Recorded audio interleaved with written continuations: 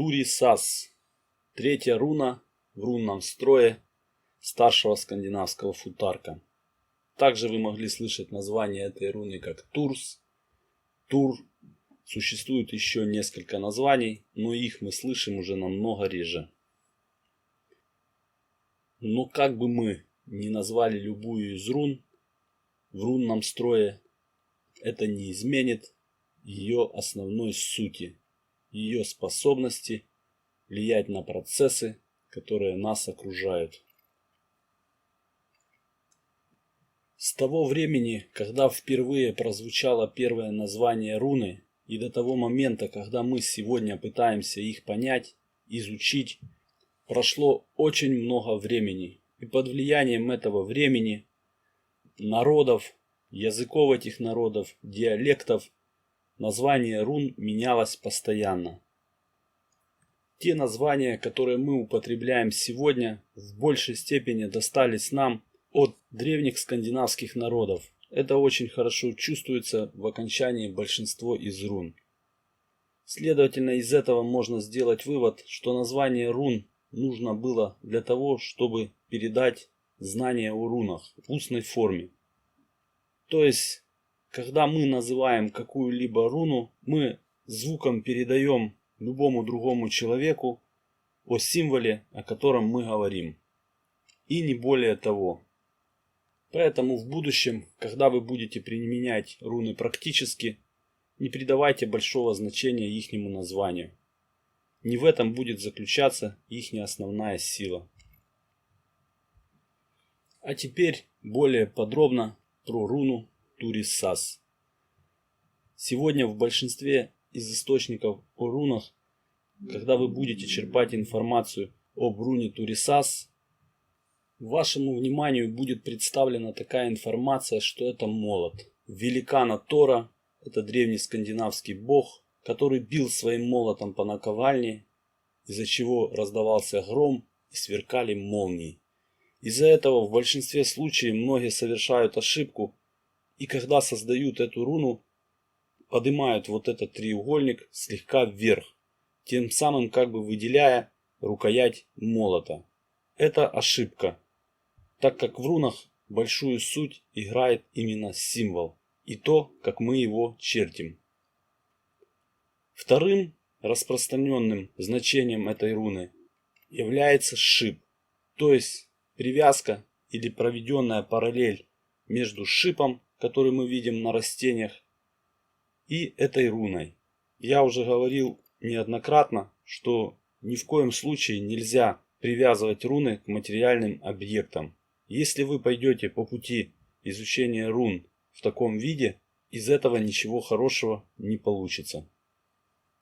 Это связано с тем, что когда мы берем звучание руны, либо ее символ, и начинаем проводить параллели с тем материальным миром, который нас окружает, находим сходство и закрепляем за любой из рун. И соответственно после этого даем интерпретацию, то есть значение руны, исходя из того, к чему мы ее привязали. Из-за этого и получается вот то ложное понимание, вот та неправильная информация, которой вы потом начинаете оперировать, когда создаете кулоны, формулы и пытаетесь применить руны в вашем мире и с помощью рун повлиять на процессы, которые вас окружают. А теперь давайте с вами вернемся к схеме, которую я вам показывал ранее. Для всех тех, кто видит эту схему впервые, я советую посмотреть предыдущие видео. Так как было уже очень много сказано, и чтобы я не повторялся, а информация вам была доступна, вам нужно понимать, о чем я сейчас буду говорить. Единственное, я повторюсь в том моменте, что на этой схеме есть три вертикальные линии, которые описывают три процесса во времени. Первая из них – время то, что есть. Вторая из них – время то, что происходит. И третья – то, что должно быть. Вот это три основных понятия времени, в которых происходят все те процессы, которые нас окружают. Предыдущая руна в рунном строе перед руной Турисас была руна Урус. она выглядит вот так. Как и у руны Фиху, как и у руны Урус, так и у руны Турисас, первая вертикальная черта выглядит одинаково. Руна Урус создавала движение всех возможных процессов, которые бы поспособствовали тому, что зародила руна Фиху. Руна Турисас позволяет нам сделать выбор, то есть определиться, уточнить, поставить в каком-то смысле точку над тем, что нам нужно для того, из всего того, что закрутила руна Урус, создав вихрь процессов для создания реализации того, что зародила руна Фиху. Если вы внимательно посмотрите на преобразование рун на этой схеме, то можно четко увидеть, что руна Фиху дала начало.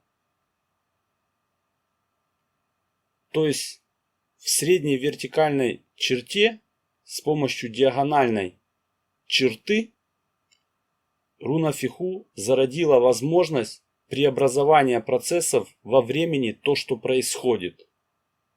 Руна Урус запустила все эти процессы. Это нам показывает вот эта короткая вертикальная черта. Почему она именно короткая, вы поймете дальше, когда мы будем с вами обсуждать следующие руны рунного строя. Руна Турисас указывает ровно в центр всей рунной схемы, тем самым подтверждая выбор и давая точное уточнение того, что именно нужно для того, чтобы осуществилось то, что было задумано руной Фиху. Если сказать более точнее, то не то, что нужно, а именно то, что задумано. То есть руна Турисас подтверждает действие того, что было задумано после того, когда Урус создал весь тот вихрь процессов для реализации задуманного руной Фиху. И Турисас подтверждает право выбора задуманного. Если в двух словах сказать о значении руны Турисас, то руна Турисас – это подтверждение выбора. Это четко видно по схеме, на которой отображаются все руны старшего футарка.